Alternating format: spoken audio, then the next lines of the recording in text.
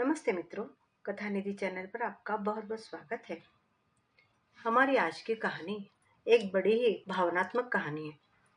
कहानी का नाम है सवाई पत्नी। तो चलिए कहानी शुरू करते हैं। शाम का समय था। नीता किचन में काम कर रही थी और अरविंद बाहर हॉल में बैठा टीवी देख रहा था। इतने में डोरबेल बजी। नीता ने किचन से बाहर आकर दरवाजा खोला तो सामने उसका बेटा मनु खड़ा था। उसके साथ एक लड़की भी थी। थोड़ी देर तक तो नीता उसे देखती रह गई, पर फिर जब मानव ने इशारा किया तब नीता उसे अपने साथ अंदर ले आई। अरविंद दोनों को साथ देखकर बड़ा खुश हुआ, जैसे उस लड़की को वो पहले से ही जानता हो। इतने में मानव बोला, मॉम, ये कियारा है, मेरे साथ स्कूल में मेरी सीनियर थी और फिलहाल एक एडवर्टाइजमेंट कंपनी में क्रिएटिव हेड है। पापा तो इसे पहले से ही जानते हैं, आपसे मिलवाना बाकी था, इसलिए मैं आज इसे घर लेकर आ गया। ओह, बैठो, मैं तुम्हारे लिए चाय और नाश्ता लेकर आती हूँ। नहीं नहीं आंटी, आप परेशान मत होइए, बस आपसे मुझे मिलना था, इसलिए मैं मनु के साथ चली आई। चाय नाश्ता फिर किसी दिन। हाँ। कियारा कुछ देर रुक कर वहां से चली गई, पर जब तक वो वहां रही, नीता का पूरा ध्यान मनु और कियारा पर ही था। साफ साफ पता चल रहा था कि दोनों के मन में कुछ है। कियारा ने भी अपने बारे में नीता को सब कुछ बताया था। थोड़ी देर के बाद जब वह मनु कियारा को बाहर छोड़कर घर के अंदर आया तो उसके आते ही नीता ने उससे पूछा, बहुत क्लोज फ्रेंड है ना तुम्हारी? हाँ मम्मी, शादी करना चाहते हैं हम लोग। अरे, पर तुम्हारा उसका तो कोई मैच ही नहीं है। वह लड़की अपनी फील्ड में काफी सक्सेसफुल है, तुमसे सीनियर है ये भी तुमने बताया, जबकि तुमने तो अभी शुरुआत ही की है। तुमसे ज्यादा टैलेंटेड और ज्यादा कमाने वाली है। भला तुम दोनों की शादी टिक पाएगी, सक्सेसफुल होगी? ओह मॉम, क्यों इतना सोच रही हैं आप? Just chill. देखिए, आपकी जनरेशन में और हमारी जनरेशन में बहुत फर्क आ चुका है। मैं ऐसा नहीं हूँ और हमें कोई दिक्कत नहीं है। उसने अपने पिता की तरफ देखते हुए कहा तो अरविंद एक बार मन में जल भुन गए। मनुष्य सोच ले, एक बार कदम उठा लिया तो वापस पीछे नहीं कर पाएगा। हम भले कितना ही मॉडर्न बन जाए, लेकिन हम सच्चाई का सामना कर नहीं पाते। और सच्चाई यही है कि पुरुष अपने से ज्यादा प्रतिभाशाली स्त्री के साथ शादीशुदा जिंदगी इतनी आसानी से निभा नहीं पाता। न वो खुद निभा पाता है, न समाज उसे निभाने देता है। माँ, मुझे कोई फर्क नहीं पड़ता कि कियारा मुझसे ज्यादा कमाती है या मुझसे ज्यादा टैलेंटेड है। We love each other, that's it. देख मनु, हम जिस सोसाइटी में रहते हैं ना, वहाँ दैट्स इट कहकर काम नहीं चलता। तू झेल भी नहीं पाएगा, इतना सुनने को मिलेगा तुझे। मॉम, मेरी लाइफ है, मैं हैंडल कर लूंगा। बेटा, सच्चाई का सामना नहीं कर पाएगा, क्योंकि लड़कियां तो फिर भी एक बार झेल लेती हैं, लेकिन लड़के वो तो बिल्कुल बर्दाश्त नहीं कर पाते। मॉम, मैंने कह दिया ना, मुझे शादी करनी है तो सिर्फ कियारा से, उसके अलावा और कोई नहीं। ऐसा कहकर मानव तो घर से बाहर निकल गया। पीछे उसके माता पिता नीता और अरविंद बैठे रह गए। तुम मान क्यों नहीं जाती? अभी तो मनु हमारी परमिशन का इंतजार कर रहा है, लेकिन अगर हम नहीं माने तो जानती हो ना कि वो कोर्ट मैरिज भी कर सकता है। तुम आज की जनरेशन को रोक सकती हो क्या? जानती हूँ, अच्छी तरह से जानती हूँ। मैं आज की जनरेशन को रोक नहीं सकती, पर समझाना तो मेरा फर्ज है ना। क्या समझा रही हो? तुम तो खुद समझ नहीं रही हो। वह दोनों शादी करना चाहते, आखिर प्रॉब्लम क्या है तुम्हारी? तुम्हारी बातों को सुनकर कोई कह सकता है कि तुम एजुकेटेड हो? तुम भी समझने की कोशिश करो अरविंद। कियारा और मनु में बहुत फर्क है, बल्कि जमीन आसमान का फर्क है मैं कहूंगी। कियारा बड़ी महत्वाकांक्षी लड़की है, टैलेंटेड है और मानव के कंपैरिजन में काफी ऊंची पोस्ट पर भी है। मानव तो अभी सिर्फ प्यार में पागल होकर ये सब कह रहा है, पर तुम अच्छी तरह जानते हो कि एक पुरुष कभी भी अपने से ज्यादा प्रतिभाशाली स्त्री के साथ एडजस्ट नहीं कर पाता। अरे यार, but they love each other. शादी करना चाहते तो हर्ष क्या है? बड़े हैं, समझदार है दोनों। पर तुम और तुम्हारी बातें, पता नहीं क्या बात मन में लिए बैठी हो। लोगों की शादी में अक्सर पापा विलन होते, और यह अपने बेटे की शादी में तुम बनी जा रही हो विलन। तुम औरतों की लीला तो तुम ही जानो। अरविंद ने कह दिया और मुंह बिचका दिया। क्या सचमुच? नीता की तरफ से आए इस सवाल से अरविंद झेप गया। फिर थोड़ा संभल कर बोला, कहना क्या चाहती हो तुम? रहने दो अरविंद, तुम नहीं समझोगे। ये कहकर नीता चुपचाप अपने कमरे में जाकर बैठ गई। अरविंद भी उसके कमरे में उसके पीछे पीछे आ गया और दरवाजे पर खड़े होकर कहने लगा, कहना क्या चाहती हो? बात खुलकर बोलो। क्या हमेशा लगा कर रखा है? क्या हमेशा ये बात लगा रखी कि तुम नहीं समझोगे, तुम नहीं समझोगे? अरे समझाओ, क्या समझाना चाहते हो तुम मुझे? एक लंबी आह भरते हुए नीता बोली, क्या तुम पुरुषों के लिए आसान है एक प्रतिभाशाली स्त्री से विवाह करना, और विवाह कर लिया तो उसके बाद उसका निभाव अच्छे से करना? थोड़ा रुककर फिर आगे उसने एक प्रश्न उसकी तरफ उछाल दिया, तुम कर पाए थे? नीता के सवाल से कमरे में मौन पसर गया और अरविंद चुपचाप हॉल में आकर सोफे पर बैठ गया। नीता के उस सवाल ने अरविंद को झकझोर कर रख दिया था। आज उसकी पिछली जिंदगी फ्लैशबैक की तरह उसके सामने से सरकने लग गई। अरविंद के माता पिता, भाई भाभी का भरा पूरा परिवार था। अरविंद देखने में हैंडसम था, पर उसमें आत्मविश्वास की बहुत कमी थी। अरविंद की बैंक में नई नई जॉब लगी थी। माता पिता बहुत खुश थे और उसके लिए उन्होंने लड़की देखना शुरू कर दिया था। आखिर बेटा बैंक में लगा है तो पूरी तरह से इस बात को कैश भी तो किया जाएगा, इसलिए जहाँ से अच्छा दहेज मिले ऐसी जगह रिश्ता देखा जा रहा था। उसने बैंक में क्लर्क बनकर नौकरी ज्वाइन की थी। वहीं उसकी मुलाकात अपनी बैंक मैनेजर नीता से हुई थी। नीता दिखने में बड़ी सुंदर थी, साथ ही साथ उसकी पर्सनालिटी ऐसी थी कि कोई भी उससे प्रभावित हुए बगैर नहीं रहता था। बड़े आत्मविश्वास से भरी हुई। बैंक के कार्य नहीं बल्कि किसी भी मुद्दे पर नीता से बुलवा लीजिए, वह किसी भी मुद्दे पर बेहिचक पूरे विश्वास के साथ बोलती थी और उसकी यही अदा अरविंद को उसका दीवाना किए जाती थी। अरविंद को तो नीता पहली नजर में ही भा गई थी। अरविंद मन ही मन उसे बहुत चाहता भी था, पर वो कैसे कह सकता था उसे? वो तो उसकी सीनियर थी। नीता जितने विश्वास से भरी हुई थी, अरविंद में तो उसका आधा भी नहीं था। नीता अचानक से अगर अरविंद से कोई सवाल पूछ लेती तो उसके सामने वो ऐसे सकपका जाता था कि हकलाना ही शुरू कर देता था, और उसकी हकलाहट देखकर तो नीता की हंसी छूट जाती थी। नीता को भी अरविंद की सादगी पसंद थी, पर प्यार व्यार जैसी कोई बात नहीं थी। एक शाम की बात है, ऑफिस बंद होने के बाद दोनों अपने घर के लिए रवाना हुए तो रास्ते में नीता की गाड़ी खराब हो गई। अरविंद उस समय उसी रोड से जा रहा था तो उसने नीता की मदद की। उस दिन पहली बार नीता ने अरविंद को नोटिस किया था। धीरे धीरे नीता को भी अरविंद का साथ अच्छा लगने लगा था। दोनों में मुलाकातें बढ़ने लगी थी। ऑफिस के बाद भी कई बार दोनों कॉफी शॉप में बैठकर बातें करते रहते। उनकी यही दोस्ती धीरे धीरे प्यार में बदल गई। दोनों ही शादी करना चाहते थे, लेकिन जब दोनों ने अपने अपने घरों में इस बारे में बात की तो दोनों घरों में ऐसी स्थिति हो गई जैसे किसी ने बम के गोले फोड़ दिए हो। इन दोनों को ये बात समझ में नहीं आई कि आखिर शादी ही तो करना चाहते हैं, और वो भी माता पिता की मर्जी से। तब माता पिता इतना विरोध क्यों कर रहे हैं? नीता के माता पिता ने उसे समझाया कि अरविंद तुम्हारे स्टेटस का नहीं है, तुमसे कम कमाता है। आगे तुम्हारा यही ऊंचा स्टेटस तुम्हारी जिंदगी में बवाल खड़ा कर देगा। पर उस समय वह अरविंद के प्यार में अंधी हो चुकी थी। उसे अरविंद के सिवा कोई भी दिख ही नहीं रहा था।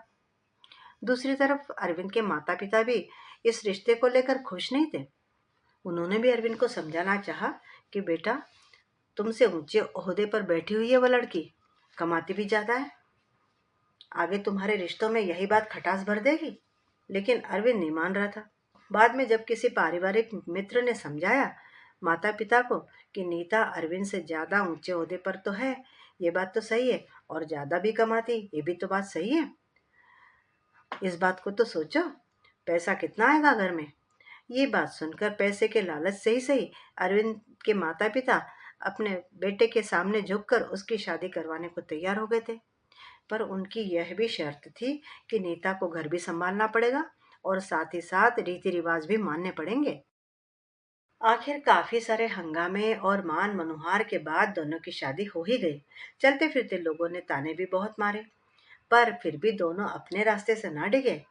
लेकिन असली परीक्षा तो शादी के बाद ही शुरू होनी थी।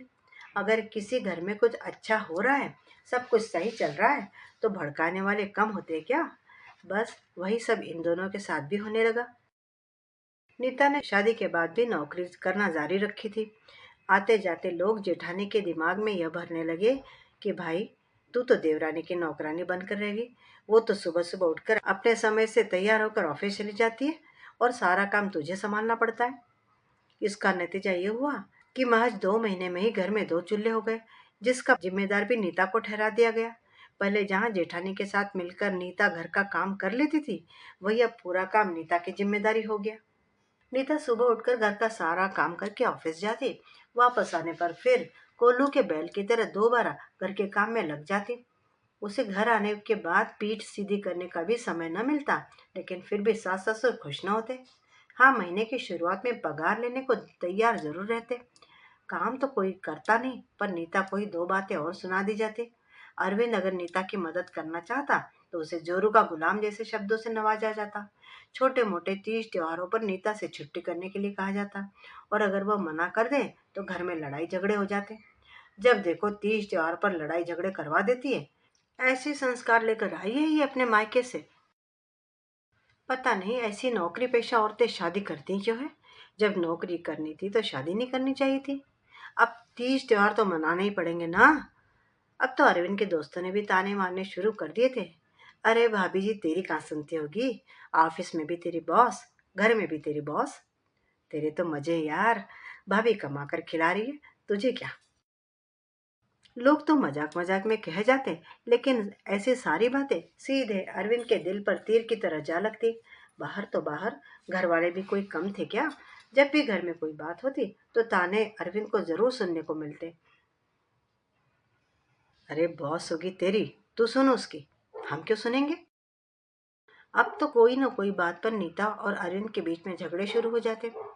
नीता भी समझ रही थी अरविंद की मनोस्थिति। वो नीता से नौकरी छोड़ने के लिए भी नहीं कह पा रहा था, और ना ही चुप रह पा रहा था। उस दिन छोटी सी बात पर घर में बड़ा झगड़ा हुआ। माँ ने घर में यज्ञ हवन रखवाया था, उसके लिए उन्होंने नीता से छुट्टी करने के लिए कह दिया। अब जिस दिन हवन था उसी दिन ऑफिस में इंस्पेक्शन आ गया।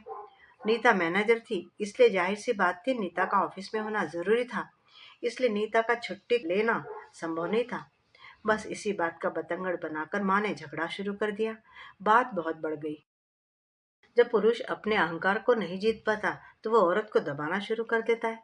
बस उसके घर में भी यही हुआ। आखिर एक पुरुष पर अपने पति होने से ज्यादा पुरुष वाला अहंकार हावी हो गया। गुस्से में उस दिन अरविंद ने नीता पर हाथ ही उठा दिया, जबकि वो अच्छी तरह जानता था कि नीता की गलती थी नहीं। वो उस दिन छुट्टी ले ही नहीं सकती थी, लेकिन नीता को भी बड़ा क्रोध आ गया। नतीजा यह हुआ कि नीता ने अपना सामान पैक किया और सीधे मायके में जाकर बैठ गई। उस समय का जमाना कुछ और था और आज का कुछ और है। उस समय कोई भी माता पिता ये नहीं चाहते थे कि शादीशुदा बेटी अपने मायके में आकर रहने लग जाए।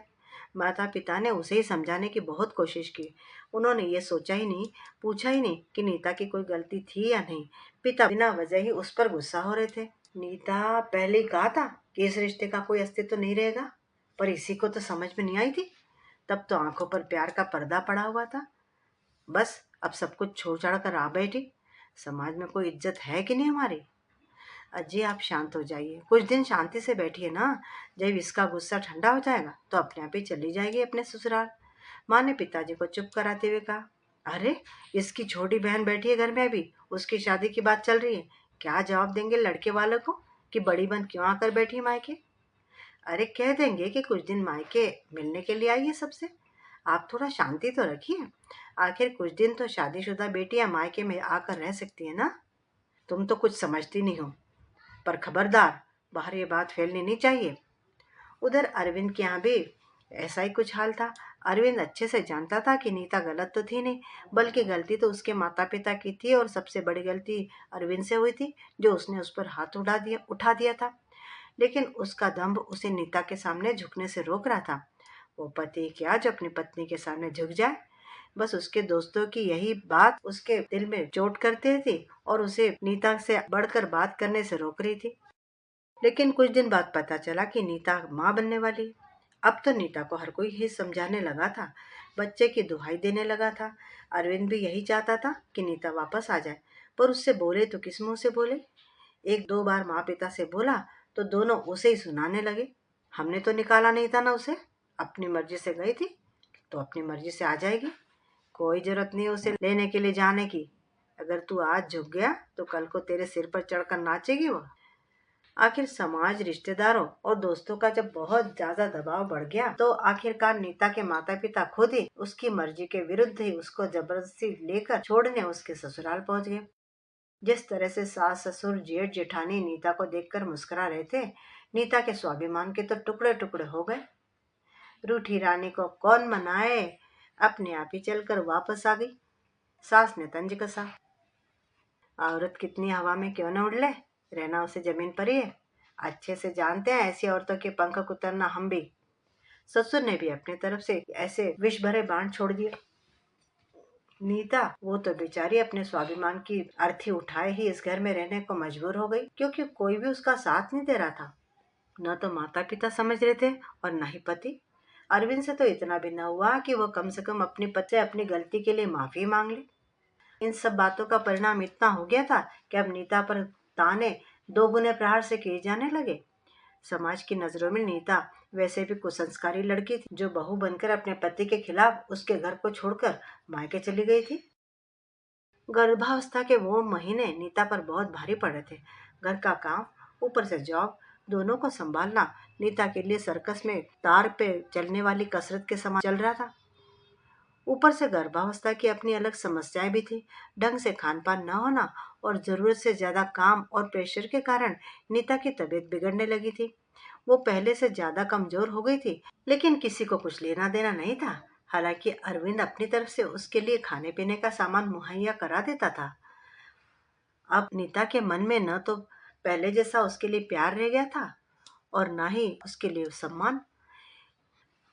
अरविंद उसकी चाहे जितनी केयर अप करता, लेकिन अब वो उसकी तरफ से दुखी हो गई थी। अरविंद कितना भी उसका ख्याल रखता, लेकिन अब नीता के मन में उसके लिए कोई सम्मान तो रहा नहीं था। इसलिए उसकी तरफ से किया जाने वाले किसी भी काम का नीता के मन में कोई महत्व नहीं रह गया था। 9वें महीने में नीता ने मानव को जन्म दिया। पोता होने पर ही सही, नीता की थोड़ी पूछ बढ़ गई थी ससुराल में, क्योंकि बड़ी बहू के सिर्फ एक बेटी थी। पोता होने पर माता पिता ने भी बहुत खुशियां मनाई। जिस सास ने पूरी गर्भावस्था में कभी उसका ध्यान नहीं रखा था, वही सास अब नीता का पूरा ध्यान रखने लगी थी।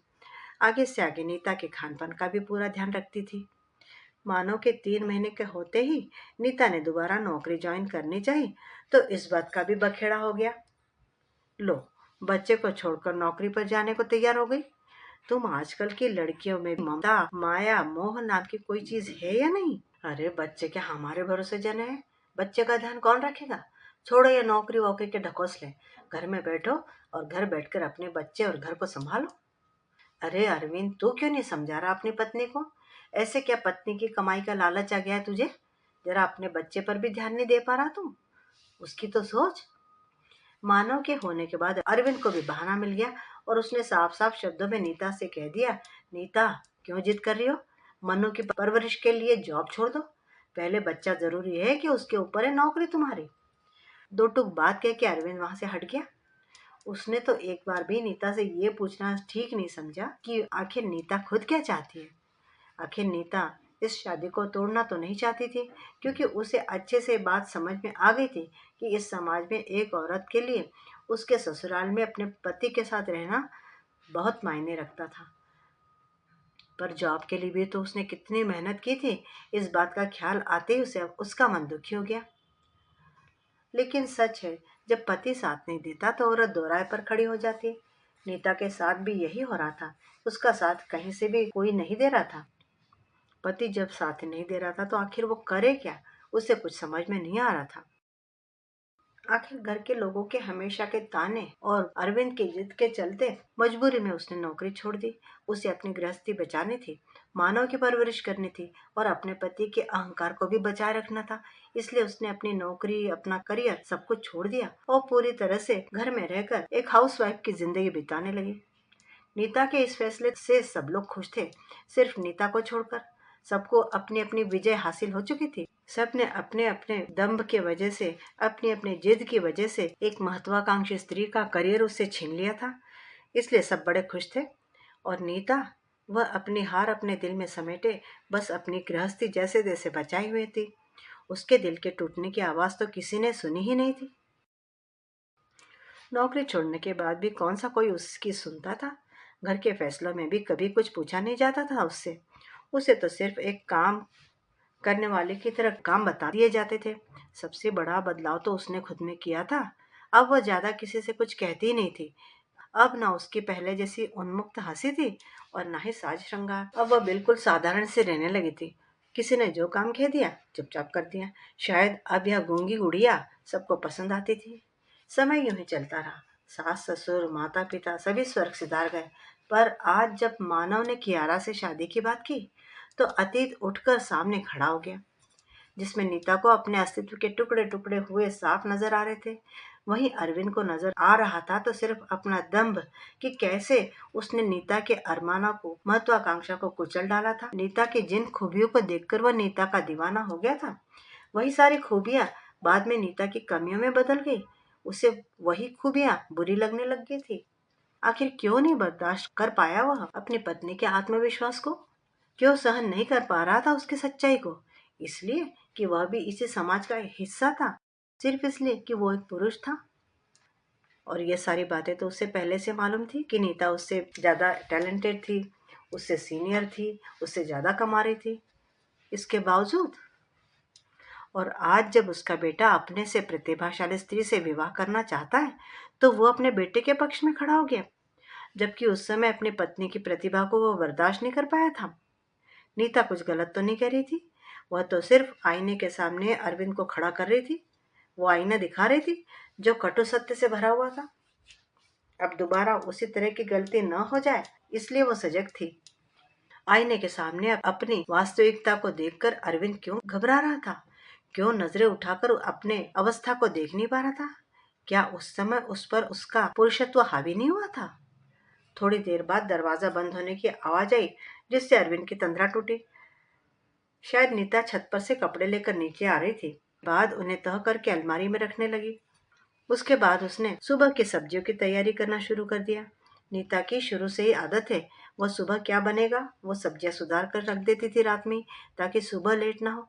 अभी भी डाइनिंग टेबल पर बैठकर वह कल के लिए पालक सुधार रही थी।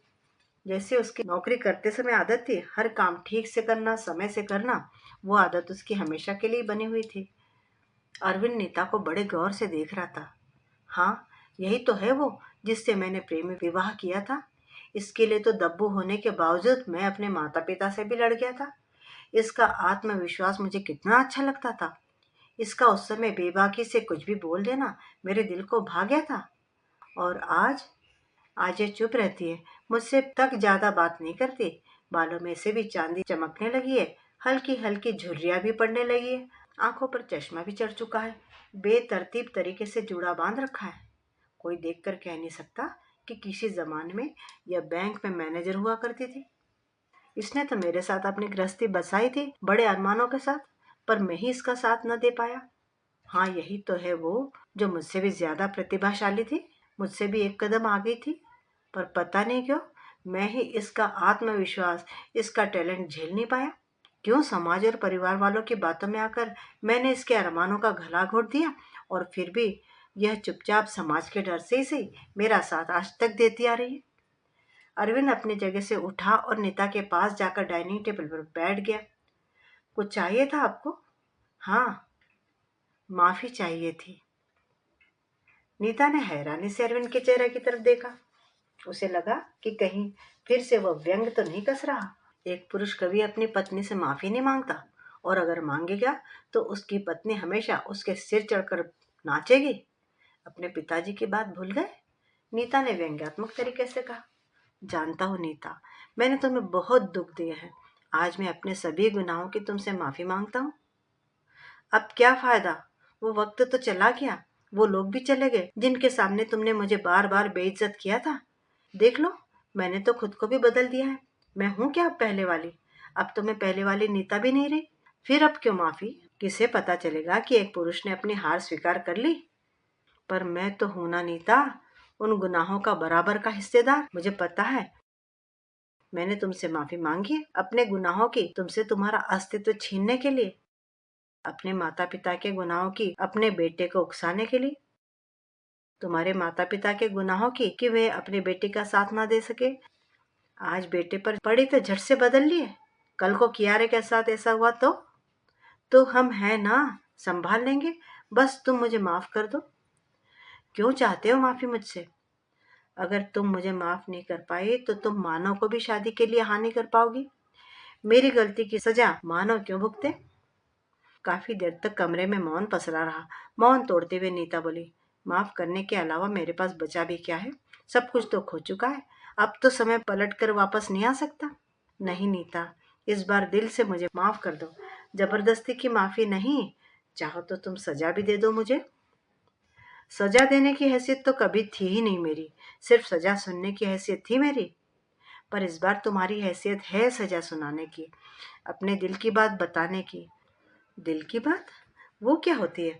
आज तक किसी ने नहीं पूछा मुझसे। पर आज मैं पूछ रहा हूँ नीता, तुम्हारा पति पूछ रहा है तुमसे। मेरा पति? वो पति जो अपनी पत्नी की प्रतिभा को झेल न पाया? बस करो नीता, बस करो। माफ भी कर दो अब। अरविंद ने उसके दोनों हाथ अपने हाथ में पकड़ लिए। उसके बाद मैं उसके सामने हाथ जोड़कर खड़ा हो गया। नीता बहुत देर तक अरविंद को देखती रही। उसकी आंखों से निरंतर आंसू बह रहे थे। फिर अपने आंसुओं को पोंछ कर बोली, एक शर्त पर माफ करूंगी मैं आपको। आप अपने पिता के तरह के ससुर नहीं बनेंगे। बिल्कुल नहीं। तभी अचानक डोरबेल बजी। नीता उठकर जाने लगी तो अरविंद ने रोक दिया। तुम रुको, मैं देख कर आता हूँ। मानो ही होगा। अरविंद ने जाकर दरवाजा खोला। देखा तो मानव ही घर पर आ चुका था। मानव चुपचाप अपने कमरे की ओर जाने लगा तो अरविंद को वहीं बैठा छोड़कर नीता मानव के कमरे की तरफ चली गई। मनु, सो रहे हो? नो मॉम, अभी नींद नहीं आ रही मुझे। तो क्या हम बात कर सकते हैं? हाँ हाँ, क्यों नहीं। मानव को बड़ी खुशी हुई कि आखिर नीता उससे कुछ बात तो करने वाली है। नीता मानव के कमरे में आकर उसके बेड पर बैठ गई। काफी देर तक कमरे में खामोशी छाई रही। फिर नीता ही बोली, कियारा बहुत ही अच्छी लड़की है मनु। क्या तुम सचमुच उससे शादी करना चाहते हो? ये कैसा सवाल है मॉम? मैं उससे शादी करना चाहता हूँ, तभी तो आपसे मिलवाया था और अभी थोड़ी देर पहले बता कर तो गया था। लेकिन बेटा, क्या तुम बर्दाश्त कर पाओगे कि वो तुमसे ज्यादा कमाती है, वो तुमसे ज्यादा टैलेंटेड है, तुमसे सीनियर है और सक्सेसफुल भी है? मॉम, ये सब बातें पहले भी हुआ करती थी। अब इन बातों का कोई तुक नहीं है। आजकल लड़के लड़कियां बहुत बोल्ड हो गए हैं, काफी सोच समझ कर कदम उठाते हैं। आपको क्या लगता है इस डिसीजन तक पहुंचने से पहले हम लोगों ने आपस में डिस्कस नहीं किया होगा? हमने भी पूरा वक्त लिया है मॉम। पर क्या वह घर भी संभाल पाएगी नौकरी के साथ? मॉम, घर संभालना सिर्फ लड़कियों का ही तो काम नहीं होता है। आजकल लड़के लड़कियां मिलकर घर संभालते हैं। गए वो जमाने जब अकेली लड़की को घर संभालना पड़ता था। आजकल तो वाइफ और हस्बैंड दोनों नौकरी पेशा होते हैं। दोनों ही मिलकर घर संभालते भी हैं। काम करने के लिए सर्वेंट तो हर कोई रखता है। और जॉब के चलते अगर वह कोई त्योहार पर पूरा वक्त घर में नहीं दे पाई तो? ये तो अंडरस्टैंडिंग की बात है मामा। उसकी जरूरत उस समय कहाँ पर ज्यादा है, उससे देखकर ही तो डिसीजन लिया जाएगा। लेकिन बेटा, परिवार वाले, रिश्तेदार, समाज खूब ताने कसता है कि पत्नी की कमाई खाता है, पत्नी इसकी बॉस है, घर में वही उसकी बॉस रहती होगी, या जोरू का गुलाम है, जैसी बातें। अरे छोड़ो मॉम। अच्छा, और मेल ईगो क्या तुम्हारे खुद के अंदर नहीं होगी कि मेरी वाइफ मुझसे ज्यादा कमाती है? कल को तुम्हारे दोस्त और तुम्हारे रिश्तेदार तुम्हारा कोई मजाक बनाएगा, तब फेस कर पाओगे ये सब? क्या मॉम, आप भी कौन सी सदी की बात करती हो? कियारा मुझसे ज्यादा टैलेंटेड है तो उसके पास मुझसे बेटर जॉब है और इनकम सोर्स भी। इसमें गलत क्या है? काश मॉम आप वेल एजुकेटेड होती तो कम से कम आप मेरे दिल की बात तो समझ पाती। एक वर्किंग वुमन अपने आप को बहुत हार्ड वर्क के साथ एस्टेब्लिश करती है। पर क्या कर सकते हैं मम्मा, आप जैसी हाउसवाइफ समझ ही नहीं पाएगी उनके हार्ड वर्क को। Your mama was a bank manager. अब की बार अरविंद की आवाज आई, जो काफी देर से दरवाजे में खड़ा माँ बेटे की बात सुन रहा था। उसकी बात सुनकर मानव एकदम चुप हो गया। फिर हैरानी के साथ कभी अपनी माँ को देखता तो कभी अपने पिता को। पापा, आप मजाक कर रहे हो ना? मानव ने अपने पिता से कहा। नहीं, तुम्हारे पापा सच कह रहे हैं, नीता बोली। आपने तो कभी मुझे बताया भी नहीं और आपके रहन सहन से तो कभी लगा भी नहीं कि आप इतने वेल एजुकेटेड रही होंगी। और मैनेजर रही थी तो आपने इतना अच्छा करियर क्यों छोड़ दिया? मेरे कारण। अरविंद की आवाज। क्या? हाँ बेटा, आज तुम्हारी माँ तुम्हारी शादी के लिए हाँ नहीं कर रही थी, उसके पीछे सबसे बड़ा कारण भी मैं ही हूँ। मैंने भी तुम्हारी माँ से प्रेम विवाह किया था, पर समाज, परिवार, दोस्तों के कारण मैं तुम्हारी माँ की प्रतिभा को झेल नहीं पाया और उसी अहंकार की इतिश्री तुम्हारे माँ को कैरियर को छोड़ने में हुई थी। कुछ देर के लिए कमरे में मौन पसर गया। किसी को भी समझ में नहीं आया था कि कौन क्या बोले। तभी नीता बोली, देख बेटा मनो, मुझे तेरी और कियारा की शादी से कोई प्रॉब्लम नहीं है, पर इस चीज को हमेशा याद रखना, दूसरों के कहने में आकर अपने घर को बर्बाद मत कर लेना और अपनी पत्नी की ख्वाहिशों को, अरमानों को मत कुचल देना, क्योंकि जब ख्वाहिशें मरती है तो बहुत दर्द होता है और जो दर्द मैंने झेला है वो कियारा नहीं झेलेगी। वैसे भी अब जमाना बदल चुका है। मैं नहीं चाहती कि तुम्हारे अहंकार की वजह से घर टूट जाए और मैं इस घर में एक और नीता नहीं चाहती। अगर मेरी यह शर्त मंजूर हो तो मुझे इस शादी से कोई एतराज नहीं। मानो अपनी माँ की बात सुनकर खुशी से फूला नहीं समाया। नहीं माँ, मैं कियारा के साथ कभी ऐसा नहीं करूँगा। उसके सपने मेरे भी तो सपने हैं। और सबसे बड़ी बात, आप जो हो हमारे साथ, आपको तो अच्छे से पता है एक वर्किंग वुमन का हार्ड वर्क, उसकी समस्या आपसे बेहतर कौन समझ सकता है। उसकी बातें सुनकर नीता ने प्यार से उसका सिर सहलाया, बालों में हाथ फेरा। उसके बाद जल्दी ही नीता और अरविंद कियारा के माता पिता से जाकर मिले। दोनों की शादी भी पक्की कर दी। फिर अच्छा सा मुहूर्त देखकर कियारा और मानव की शादी भी हो गई। आज दोनों ही बड़े प्यार से अपना जीवन व्यतीत कर रहे हैं। ऐसा नहीं है कि ताने मारने वाले समाज के जमाने खत्म हो चुके, वो तो हर दौर में मौजूद रहेंगे ही से, लेकिन घर के अंदर नीता और अरविंद ने बहुत अच्छी तरह से उन दोनों को संभाल लिया है। तो मित्रों, अभी आप सुन रहे थे कहानी सवाई पत्नी। उम्मीद करती हूँ कि कहानी आपको अच्छी लगी होगी।